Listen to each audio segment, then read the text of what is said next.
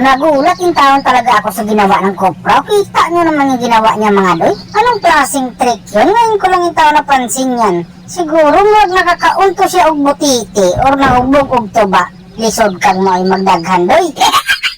Tanungin ko sana yung kopra dito mga doy kung anong klaseng trick yun kanina. Kaso na-realize ko naman adili mo kami magkasinabot ng dalawa.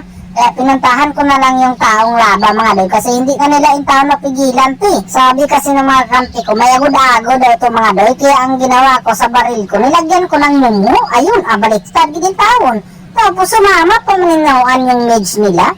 Ay naunsa naman yung taon eh. Ang tawag pala yung taon doon, buy one take one. Ganun ba yun mga doy?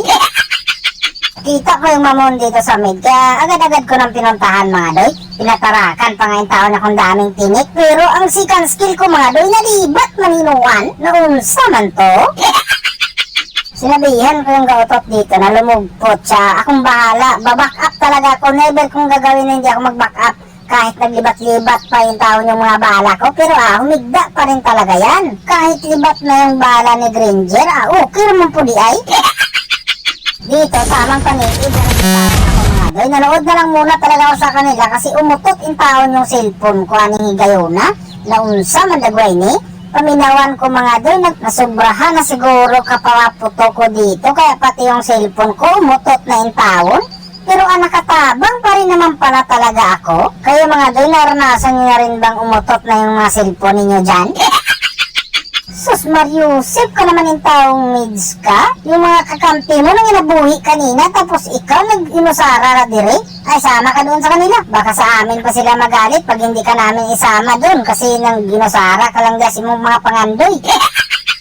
Dito akala ko talaga tatai yung gautot mga doy kasi umupo kasi yung taon siya eh. Yun pala lulugpot lang pala siya. Napakahusay mo talaga gautot. Yan ang gusto ko sa'yo. Sinasaluduhan kita gautot. Simula ngayon, isa ka ng tunay na bayani. Pagawan kita ng statwa gautot, patunay na kakaiba kang nilalang. Mag-inisog pa naman sana talaga ako dito. Kaso na-realize ko na gamay na pala yung taon yung naghawid sa kahintang ko. Kaya kailangan hindi tayo magpanggap na bayani. Kasi ang bayani mga doy, ginagawan din yung taon ng rebulto yan. Di bali na lang yung taon, oy. Kayo doy, payag ba kayo nagawan kayo ng rebulto? Di ba? Hindi rin naman. Grabe talaga tong Hilda, napakatagas talaga kaigtikang pag yan ang dumalagan mga doy. Dito, backyard sana ako, kaya lang sabi ng mga kakampi ko na diretso na. Kaya tumabang na ako mga doy. Kaya pagkakataon na yun, nakausap ko ato, kaya akuin ko nga sana lahat yun. Kaya lang na-realize ko na mapagbigay naman pala ako, kaya share the blessing, kumbaga mga doy, dapat ganun, maghinatagay lang. Huwag kang maghangol-hangol dyan.